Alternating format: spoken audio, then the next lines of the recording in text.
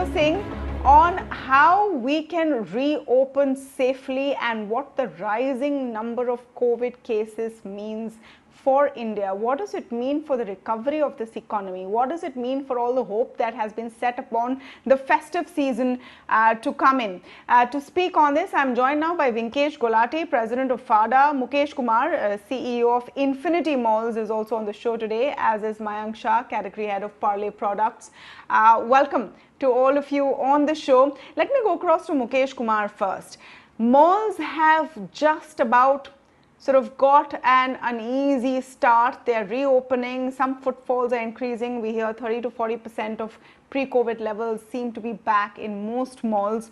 What does it mean for you when you hear that India has topped Brazil and that cases have spiked in the last few days?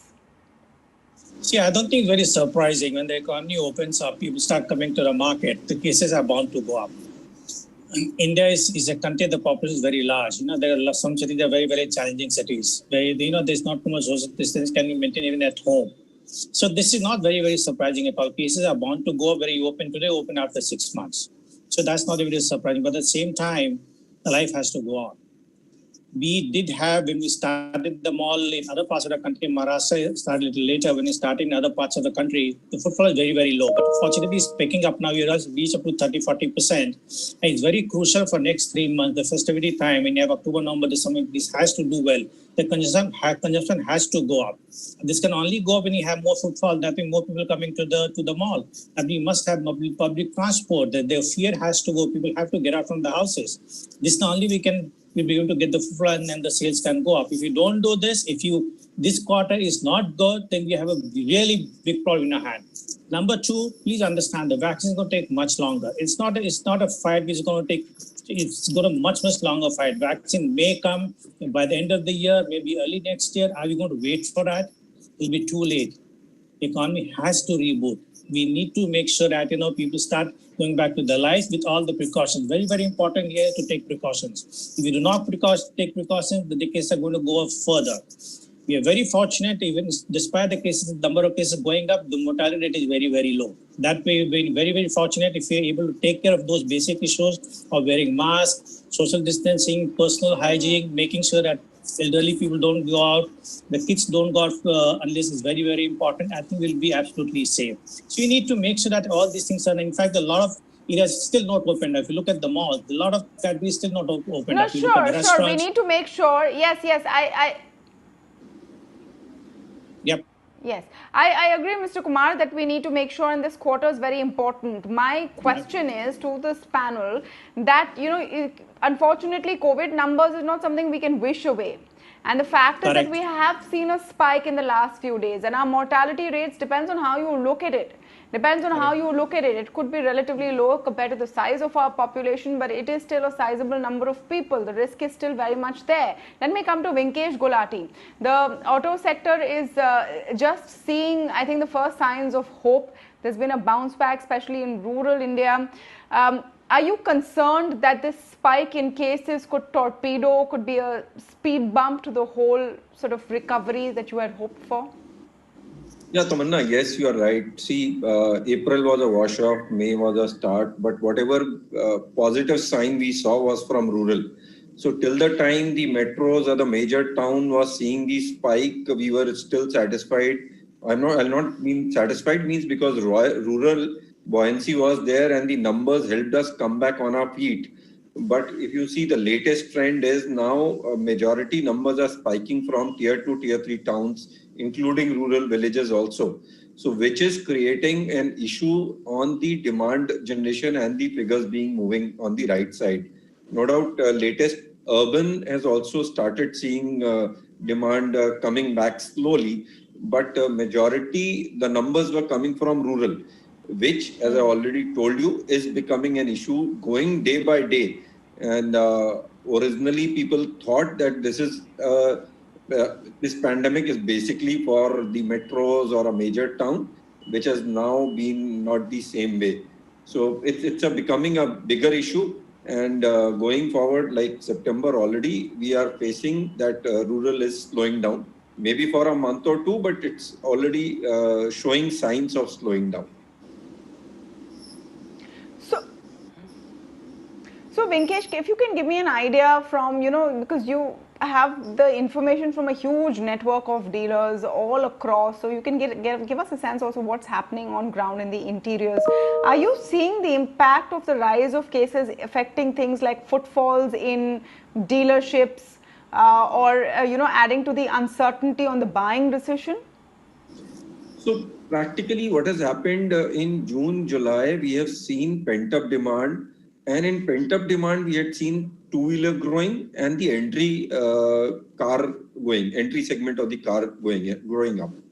But lately, because of the rural spike coming in, what we are seeing that still the entry cars are able to grow, but the two-wheelers, we are finding it difficult to see the growth happening in future.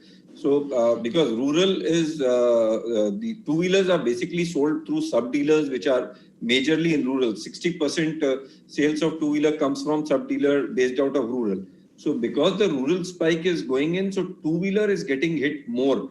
Whereas in the start, we have seen that demand coming up faster.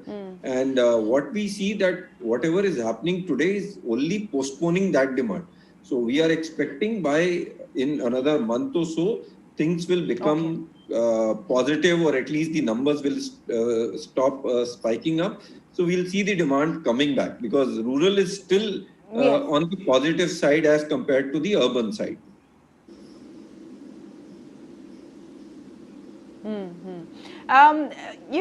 Mayank, give me a sense. I know for you, largely it's evergreen. Even COVID did not shake, you up to that extent. But do you see a level of concern here as the numbers rise? As someone who looks at this sector and consumption patterns so closely, do you think that there is a very real concern that this, relentless increase in numbers and the spike over the last few days especially could torpedo all the progress that was being made? Tamanna, you are right. I mean, if you look at the numbers or figures, numbers are increasing. But I think we should not look at numbers in isolation, Let's also look at the recovery rate. Let's also look at the mortality rate. And I would prefer looking at it, as a percentage of, those who have contracted it. And, that's pretty low. What we have seen in terms of consumer behavior is we have seen two different kind of, consumers. One who have not been affected, or whose close, relatives have not been affected till date. I think they are a little, less concerned or less cautious about COVID. Largely, many rural parts still. So now we are seeing increase in number of cases. But let's understand, unlike urban settlement, rural villages are, scattered. The population density is much lower. So there, I think, people, there are still, except for those maybe, areas where you would have seen a sizable number of cases, they're largely still not affected. If I'm talking about, large part of rural. So that caution is not there. The other type of people are, or, consumers are, where they would have seen some kind of, case happening, either somebody contracting a close relative or a family member contracting. They've been very, very cautious now, post, the recovery of. There have been, certain people who would have seen an unfortunate death of, a close, near or dear one. They have, they are really very scared. There's some who are not. But largely, if I talk about, the cautiousness is going up, which is really good. In fact, one must be cautious. One must be aware about the concerns that all of us share on this. And we should be taking. So we are seeing a lot more people getting now compliant in terms of, taking precautions that needs to be taken, which is a good thing. So while the numbers are going up, so is the recovery rate that's also going up, and the mortality rate is very low. So I would agree with what Mr. Mukesh said. Let me go through the numbers. Mayank, let me go through the numbers. You've raised a valid point. Right. You've raised a valid point. Let me go through the numbers though, and the parts which are concerning. Part of the data which is concerning. So of course now everyone knows India is number 2 with about 42 lakh cases. On at the rate at which we're going, hopefully we will not become number 1 and pip the United States. What is concerning is the number of new cases per day, which has surged from about 68,000 odd on the 31st of August, so to 75,000 odd on September 7th. The rate at which our new cases are increasing is a concern, number one, which is why I'm calling it a spike. The second data set our viewers should look at very carefully is the increasing gap between recovered and active cases. And that is also getting larger and larger. If I compare from the beginning of May all the way to September, the number of active cases versus recovered cases is also increasing, and that is another data point to look at. Right now, we should also tell you that there are 6 states, basically, 5 states which make up about 60% of all cases. So it is centralized in some areas. My question to you, Mayank, is that how do you think industry and companies are getting ready for the next sort of stage? We are now at a stage which is very different from 3 months ago, where we were hoping that the curve will flatten, etc. Now we are at a stage where we know that the numbers are going to be increasing. The prevalence of COVID-19 in our system is increasing. People are getting used to it, saying, okay, maybe herd immunity will come through, maybe vaccine will come, we have to get on with our lives. Is industry prepared now more so on how to reach out to their consumers and customers without requiring them to physically be there, or finding new channels to get to them? Yeah. So 2 things here. I'll come to this latter part later on, but the number part, I would put it this way: we are looking at India as one homogeneous market, where we are trying and probably generalizing, saying that okay, we saw better recovery, and now the gap between the recovery and the new additions per day is increasing. See, given the population, it was bound to increase, but we need to look at where that increase is coming from. And, very fortunately, it's not coming from. So as I said, I'm going back to what I shared earlier, our observation that, the places which saw initial surge in numbers, you are seeing there, tapering thing where the numbers are either stable or tapering down. And the reason for that is people have got cautious. The new cases which are coming are from the places which were not really affected earlier, and hence people were not so cautious.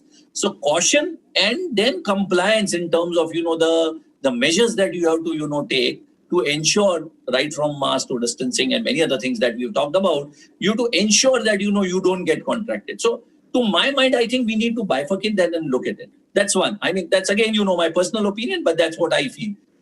Coming to the latter part where you said that how or what is our preparation. So if you look at companies have taken measures to ensure that one, of course, I have been talking about this thing on this particular show earlier as well, where the number of people coming in the factories have gone down dramatically. At no point in time it's more than 50%. In fact, in certain areas where probably the rate of contraction is higher, it's even lower than that. Secondly, the kind of measures which have been taken, as I shared earlier, during a day, multiple time, screening of temperature, washing of hands, sanitization, maintaining the distance, increase in automation in terms of many things which were not earlier, automated, so as to ensure that you are not getting too many people together in a plant or a manufacturing site, is something that's done by industries so as to take care of. So yes, if you have any lapse anywhere, you will see a spike there in that particular factory or that particular plant.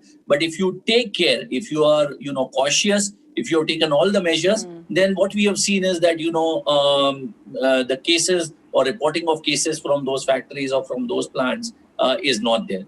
So as I said, caution is the only thing, the safety measures that you have to take is the only thing that you would be able to do. So that industry. So you are talking about a factory. Yes, no, that's interesting.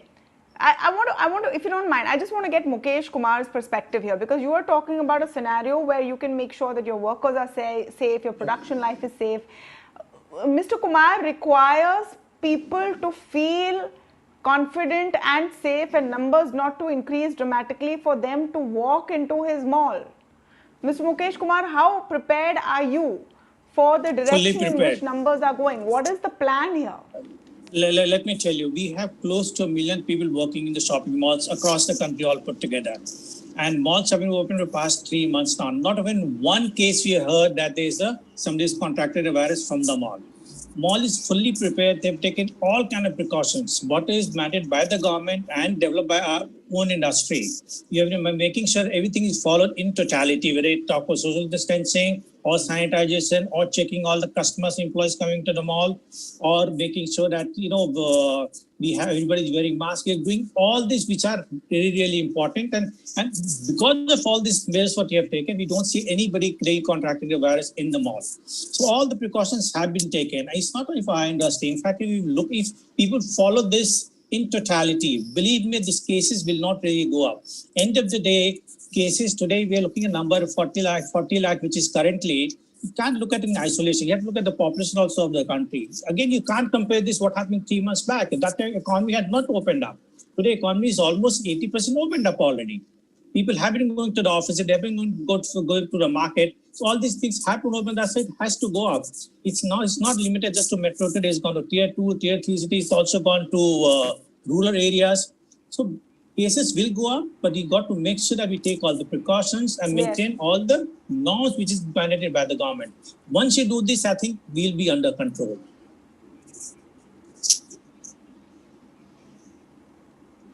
Vinkesh Gulati, I don't think there's any argument here on both points that we have to open up for livelihoods to progress. We have to be concerned and take control and take precautions, etc. I don't think there's any argument on that.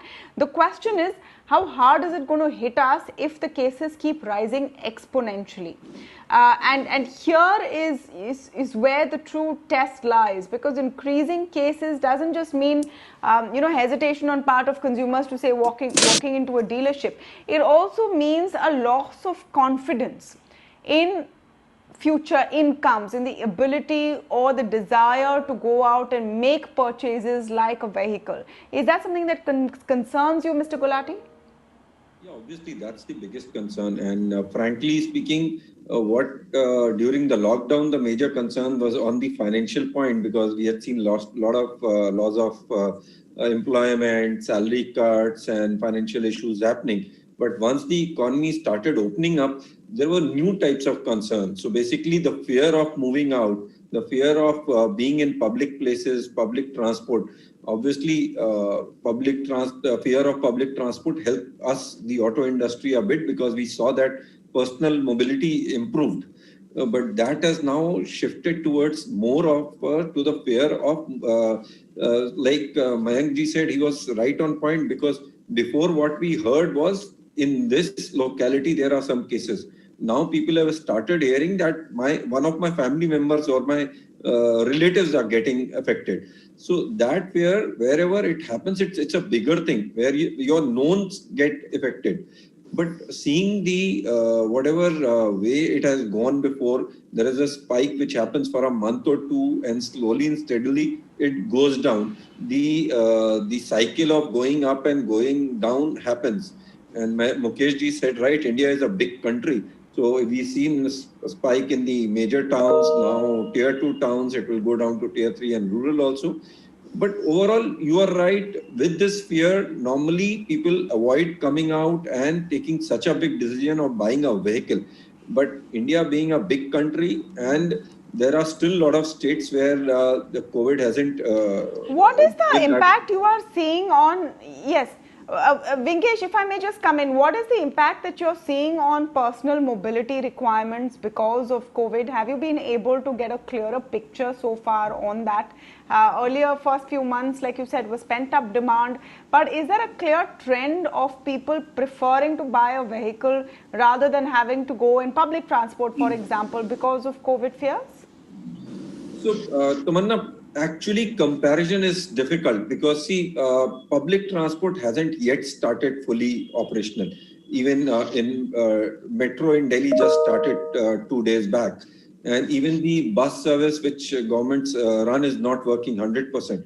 But obviously we have seen the push towards personal mobility because of fear of public transport. Additionally, you should also consider that there are financial constraints also. Purchase parity where customer has how much money to spend on this. and additional the issue of bankers not being so aggressive in finance. Yeah. So overall, we have seen the push towards personal mobility because that is clearly being shown in the result of entry-level vehicles going up, sales going up of cars or even two-wheeler. That is a clear indication there. Yeah. But yes, now as we start seeing the full-fledged public transport opening up, we can surely say in a month or so that still the push towards personal mobility is continuing, or it was just for the starting 2-3 months post COVID opening up? Right. Obviously, we'll have to wait and see how those trends pan out. But meanwhile, very close eye is required to ensure that whatever recovery industry is expecting from the next few months over the festive season should not get sort of waylaid because of increase in numbers. We need to find a solution to this, and just becoming immune to the idea of COVID-19 is not nearly going to be enough. I want to thank all of you for joining us on the discussion. We'll take a very short break. When we come back, you are going to hear on the India Revival Mission from Vivek Chand Sehgal. He's the chairman of Motherson Sumi Systems. Don't go away.